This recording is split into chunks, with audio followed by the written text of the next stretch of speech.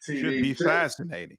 because he Mr. would agree with you. He would. He would. Pastor T.D. Jakes had a sermon. I don't think it was this past week. It might have been a couple of weeks ago. I think it was sometime in July. But he had a sermon called Real Men Pour In. And it was basically about how he feels there are a lot of women in the Black community who are essentially being raised to be men. They're over aggressive. They are waving their money around everywhere. They're making it very difficult for Black men to see how they fit in these women's lives. And TD Jakes basically said, we as a society are not rewarding women who present themselves as more feminine, that we live in a society now where we want women to be over aggressive and basically, again, operating as men. There was definitely a negative reaction to this online when you look at Twitterverse and things of that nature. And some pictures came out showing the seats in his congregation during some of the sermons after this came out. And it shows a ton of empty seats. And basically, the story was presented as Black women are abandoning his church due to the message that he recently came out with. Now, let's be completely honest. Black folks have been abandoning the church for years now. It didn't start just now. So it's completely possible those seats were empty already, and it just now became a story that all those seats are empty. But it doesn't change the online rhetoric and the sentiment that he has talked down to Black women to some degree, and that it has on some level cost them. Hudson, what are your thoughts? So the sermon was Father's Day sermon. So I have a feeling it was closer to the end of June when that sermon came out. Now he didn't post it. It looked like until the 5th of July. So I would guess I'm guessing there's a delay. I'm guessing to give people incentive to actually go to the sermon. Maybe I Right. don't know. And then he delays the release onto his or there was other things that he released before that were part of that day too. Who knows? Because I'm sure he's not the only one that gets up and speaks, right, Hmm. during his church services. But I think he threw a lot of very subtle uh, very subtle jabs in there, and there were ways and that he was trying to keep it clean, but you could tell there was something else he wanted to say in there, right? He was trying to keep it as, but are we surprised? I mean, that's the church. That's the church. There's always been this. You have some more progressive church leaders now who try to, but for the most part, that's the church. That's the hierarchy. There's a hierarchy that they have, and that's the man is leading the home. Now, it's not a problem for me to say the man is leading the home. What the problem is for me is keep on defining what that means, right? It's the definition of what that means, or how he's leading the home, right? It seems to have to be monetarily, right? It seems to Hmm. always have to be the disciplinarian. It seems to always have to be these certain roles that he keeps assigning. And here's the funny part.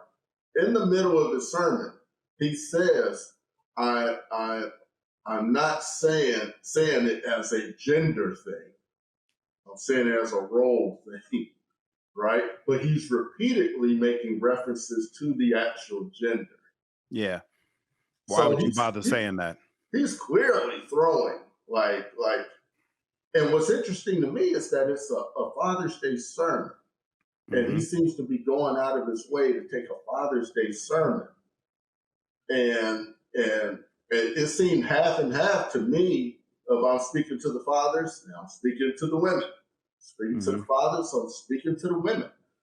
And it just seemed like I'm trying to lift you up and I'm taking a little shot here. trying to lift you up, take a little shot there. And the whole sermon looked like to me. So that didn't really catch me off guard because to me, what he's doing is like it's Father's Day, but he's essentially standing up for the men. He's saying, brothers in the community, women are not treating you properly. They don't have the type of attitudes that allow you to have whole um quality relationships, and this needs to change. So he's doing this on Father's Day, even though he's really not talking to the men, he's talking on behalf of the men. He's trying to essentially help the men because he sees the breakdown. And I'd argue that the church is part of the reason for that breakdown. Like, yeah, I agree. There's a hierarchy in the church, and they're all about the man standing at the front and all that. But I'd also argue that that doesn't really show through in how they deal with Black women. Black women are the ones filling up these churches in droves for decades because they know they can come there and be told what they want to hear. You don't need that man. You can do better without him.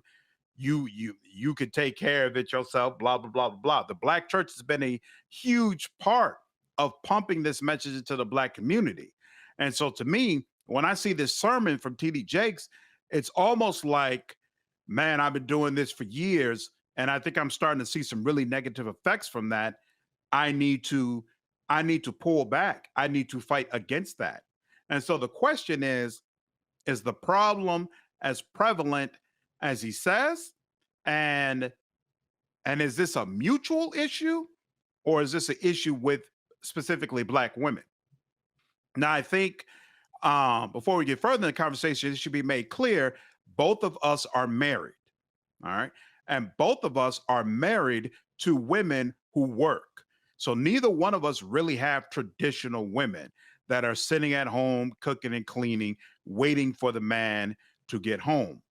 And in my relationship, I work. So both of us are essentially going out to work. And then we have a daughter we're coming back home to take care of.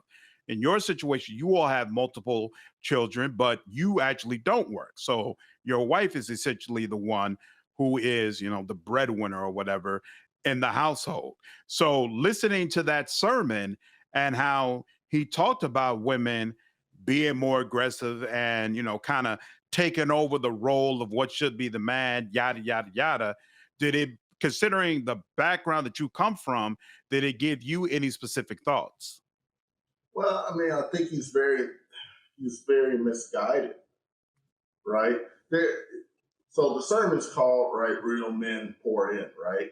Hmm. But what are we pouring in, right? And this is where it gets misguided to me, right? He makes mention of,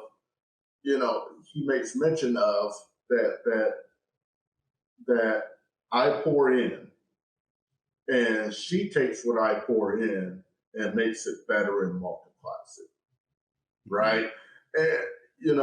And he's saying it in such a way because he made other references. So I know this is how he's saying it. He's saying it in such a way of I bring home the bacon, she makes it better by cooking it. And, Right. she divides it up so that everyone multiplies, so that everyone in the house can get it. And this is the way he's presenting it, right? Hmm. And I would argue that I can pour in, and it doesn't have to be monetary. I can pour in lots of things that have nothing to do with money. And again, I've had issues with this with many people. These alpha males that's out here. The sorry, alpha Hmm. males. It's Hmm. why are you limiting us to a paycheck? Hmm. And it's crazy because he repeatedly, addressed the men in saying you have to be more than a paycheck. But it's still he's double talking because that's the general role he's still trying to trying to Hmm. supply us with, because he makes this comment of you can't feel like a real man if you're asking your wife for lunch money, Hmm. right? This is Hmm. a statement that came out of his mouth, right? you Hmm. know and so he's not considering the fact that it's not that I asked my wife for lunch money. The lunch money's mine. It's mine just as much as hers, right? Mm-hmm. It's the same as when the kids come and ask me for something to eat. Mm-hmm. The food is theirs. It's there for them. They can have anything that's in the cabinet and refrigerator. They're not asking me for the food, really. They're asking me to fix it because they can't use the stove. They can't reach the microwave. So they're not asking me for food. That's just how they say it. That's how everyone's been trained to say it. They're asking me to get up and fix it, is what they're really asking me to do. They know I'm going to feed them. They know the food's here for them. So it's really along the same lines. You know, the money's there for all of us. Of course, the money from the job comes into her account because it's her job, right? Right. So of course it comes there. But it is so for me, it didn't bother me. You know, it's the kind of weird, dumb stuff I've heard many people say and many people do. You know, and but it was just sort of. I mean, it's surprising to me that it's taken this long. I can't believe this is the first sermon where he's done this. And it's surprising to me that maybe it's the first one. I haven't heard a lot of his sermons. So maybe this is the first one where it was just this blatant. I don't know. Because this one was pretty blatant. You know, look, there was what was it? He mentioned Adam and Eve. And this is where it really got me. Like, this is where it really, he really showed his ass with this one. He was making mention of how God is complete, right? Even though we call him the Father, right? He is complete. He doesn't need anything to reproduce and to create, right? He encompasses man, woman, and everything. He's all, right? He made this mention. Then he made mention that man was created in his image, right? Adam, right? Eve is only a rib, right? So in his view, now he said it more eloquently and all of that, but basically what comes down to, man is the closest to God, right? Which is why man should do the pouring, and women are. They're just a little side, you know, a little bit. Right? Basically, all our problems started because Eve was pouring into Adam. And that's why the apple got ate and we got original sin, right? Yep. And Standard Christian doctrine. I was like, holy crap, he showed all his ass on that one right there. You know, I'm surprised people didn't walk out at that point. Not really. That's like pretty much standard stuff for the church, to be honest with you. But they find a way to also tiptoe around it and still pander to women. So I think you're surprised at the reaction to to his sermon, because you were basically saying, like, I can't believe it's possible that this is the first time he's talking about black women like this. I bet you it is. I bet you he spent decades essentially pandering to a mostly black female audience, and is now like, look, things are too far gone, relationships are breaking down, we're having serious problems with the communities, y'all got to do better. And the reaction has been visceral because, yeah, they're not used to this kind of content from him. I'm kind of divided. On the one hand, I agree with you that the role of the black man in black relationships is more than just a paycheck. And whether or not you're a man, whether or not you're doing what you're supposed to be doing in a relationship and standing up for your family, it doesn't just boil down to whether or not you have a damn job or whether or not you bring money into the household. Yes, it's important for money to be coming in from somebody, but I don't think it speaks poorly of the man based on whether it's the woman or the man doing it.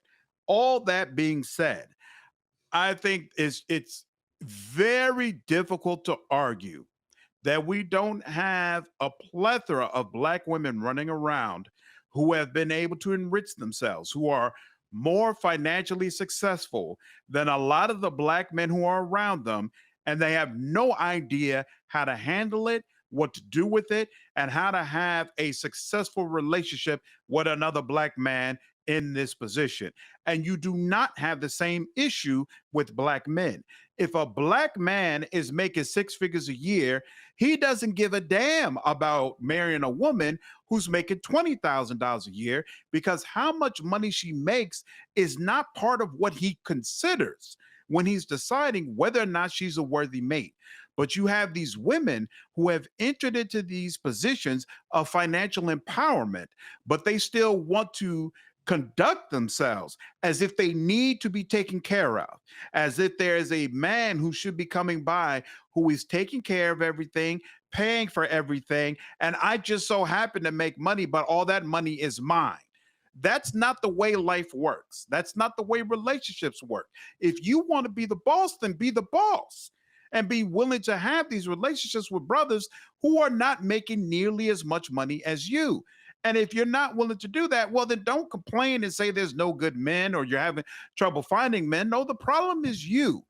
The problem is you, because you have unrealistic expectations about the type of man who should be coming your way. And that's my whole issue. And that's the part I appreciated about TD Jake's sermon, because he's essentially saying you don't allow men the space to be able to have a relationship with you.